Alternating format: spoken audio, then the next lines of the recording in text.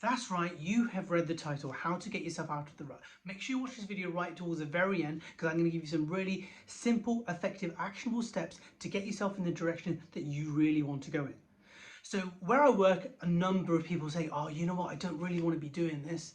I don't know what I want to do. But essentially, not doing anything is not going to get you anywhere unless you're going to get this divine intervention or this inspiration that's going to tell you to go this way and that way. Essentially, you have got to do something, a very simple something. You've got to take action.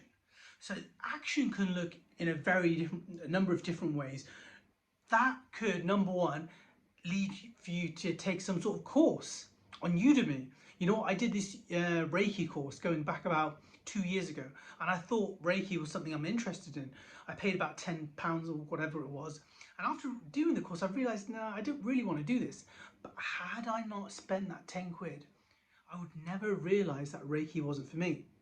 So by taking a course, you quickly get to know whether you want to do this particular interest in your calling or your career or not. Second thing I would suggest that you do is job shadowing or work experience. I'm going to give you another example. 10 years ago, I thought I wanted to do HR. So I spoke to my HR department, got some voluntary work experience, and then I realized that, you know what? I thought HR was going to be this, but it didn't end up being the way I wanted it, the way I expected it to be. So I didn't go ahead with that. Do you see how valuable that is? And that is the cheapest way for you to work out whether you want to do something or not, because it costs you nothing. But in the long term, it saves you so much time and so much money. Because if you decided, say, I want to do a degree, and you thought that's what you wanted to do, and at the end of like 6 months into the course, you realize this is not what I want to do. Well, mate, you've just spent about 12, 17 grand or whatever it was on this course, and it's not what you want to do. So you spent a lot of money. So can you see how effective that is? The other thing I want to make you aware of is that essentially, when it comes to figuring out what you want to do, it really is a game of failing fast and failing forward.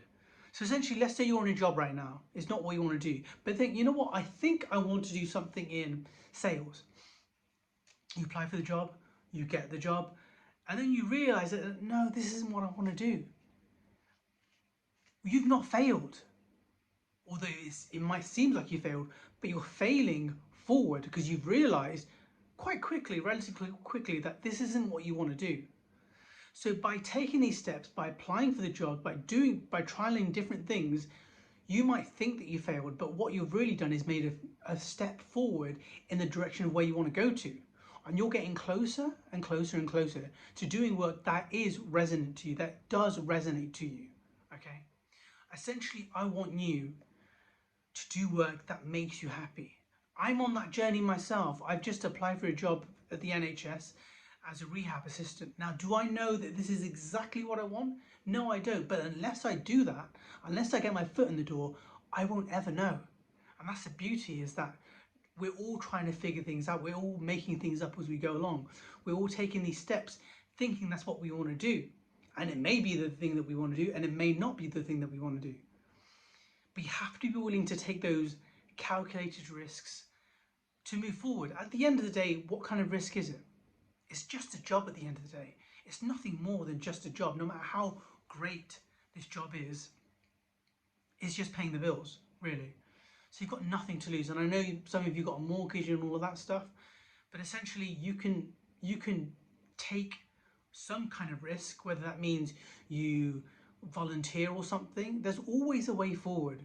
You cannot make yourself to feel like you're stuck when the reality is that you're not doing enough, or you're not willing to go beyond what you're doing in order to experiment. Now here's the bonus thing that I've left right into the very end, okay? And that is by having a career coach or an occupational psychologist. Now, why would you want to do this? Essentially, when you're having one of these coaches, like an occupational psychologist, they get to really get down to the nitty-gritty in a very scientific way of what you're good at, of the skills that you have, the interests that you have, the environment that you really thrive in. And essentially it gives you what I like to think of as a blueprint. So something you can refer to every now and then. Now, I had my occupational psychologist nearly 10 years ago, but I still have the notes from those sessions to this very day. And only a couple of days ago, I was referring back to them and thinking, this is the direction I'm going towards. This is quite interesting. You know, I'm not really veering off to somewhere that I thought that I wouldn't go to. Like, I'm literally going on the path that was kind of laid out in the sessions that I had with my occupational psychologist. So I really hope this video has helped you. Essentially, I wish someone had shot this video for me 10 years ago. I probably would have been a lot more quicker to where I want to be, but I hope this video does benefit you and it serves you in the most powerful way, so you can go out there, take action, and go towards the things that really pulls towards your heart. So until then, if this video has resonated with you, subscribe, like the video, and all that stuff, and I'll speak to you soon. Bye.